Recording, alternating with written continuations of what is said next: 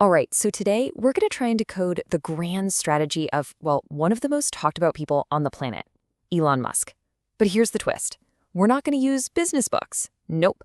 Instead, we're going to look at it through this really wild lens from ecology and thermodynamics that might just show us a hidden code for cooperation that's been right under our noses the whole time. So let's just start with the man's own words, because this quote right here, it frames everything. See, for him, it's not about the next quarter's profits or hitting some market share goal. The real mission, the ultimate goal is, well, it's existential. It's about keeping this little flame of consciousness from being snuffed out. And this isn't just some poetic flourish, you know? He's been super clear that the whole point of all his companies, SpaceX, Tesla, you name it, is to maximize the odds that we as a civilization have a great future and to expand consciousness off of this one little planet. I mean, the scale of that ambition is just breathtaking, which, of course, brings up a massive question.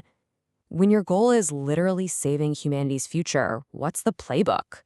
Is it just about building bigger, badder companies and crushing the competition? Or is there maybe another way to go about it? Well, what if there is? It turns out there's this framework from Ecology, of all places, that gives us a really powerful way to think about this exact puzzle.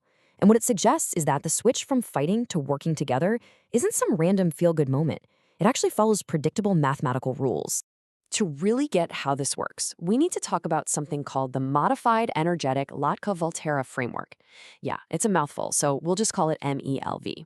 Now, it was originally built to model things like forests and oceans, but the cool thing is, its principles work for any system of interacting things, whether that's businesses, economies, or even countries. Okay, the whole thing really boils down to one key idea, the I factor. The easiest way to think about it is as a conflict meter. It doesn't judge whether an interaction is good or bad, it just measures how much energy is being wasted. A high I factor means tons of conflict and wasted energy. A low I factor, that's efficiency. And this visual here, this is where it gets really interesting. It basically shows the whole journey. Over on the left, you've got an E factor of 2.0. That's just pure conflict, pure antagonism. But as systems get smarter and more efficient, that E factor starts to drop. And then you hit the magic number right here at 1.0. The moment a system dips below that line, cooperation suddenly becomes the path of least resistance. It's just the most energy-efficient, stable way to operate. And that right there is the big aha moment of the MELV framework. Systems don't start cooperating because it's the nice or moral thing to do. They do it because fighting is just too darn expensive and wasteful. At the end of the day, efficiency always wins. It's a mathematical certainty. Okay, so how does this kind of abstract theory about ecosystems and energy actually play out in the real world of tech and business? Well, let's look at a classic Elon Musk move that honestly is like a perfect case study for this whole idea. Back in 2014, Musk did something that just made Wall Street's head explode. It looked like corporate suicide. He went out and announced that Tesla was making all of its patents open source. He was basically inviting his biggest rivals to come and use his best tech completely for free. And the results, I mean, just look at these numbers. They speak for themselves. It was staggering.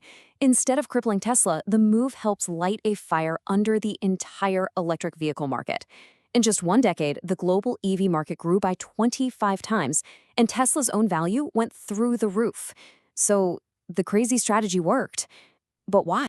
What he did was make this huge strategic leap from what we'd call a scarcity mindset to an abundance mindset. You know, the old way is to guard your tiny slice of the pie with your life.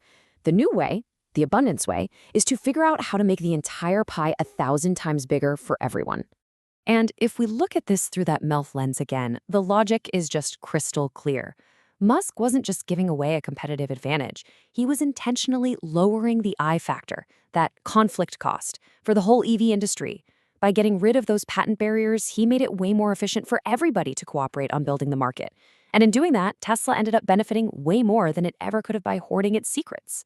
But this connection between Musk's strategy and the MELV framework, it goes even deeper. It actually ties right back to his big mission we talked about at the beginning, the whole thing about preserving and expanding consciousness.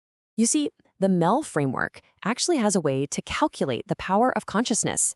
And what it predicts is that systems that are conscious, like us, human societies, can evolve towards cooperation somewhere between 100 and 1,000 times faster than systems that are just running on instinct and blind evolution. That's an incredible advantage. This crazy acceleration is measured by something called the epsilon factor.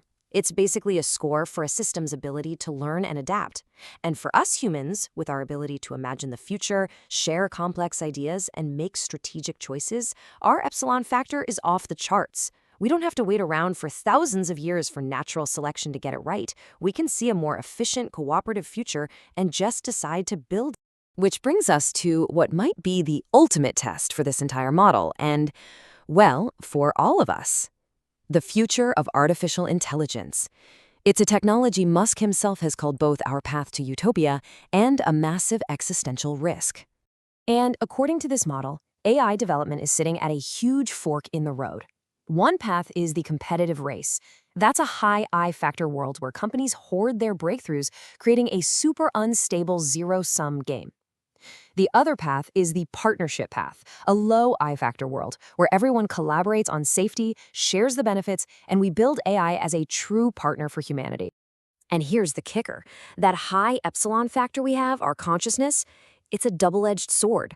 It's a massive amplifier. It can speed up our journey to a stable, cooperative future, or it can pour gasoline on a high-conflict race to the bottom.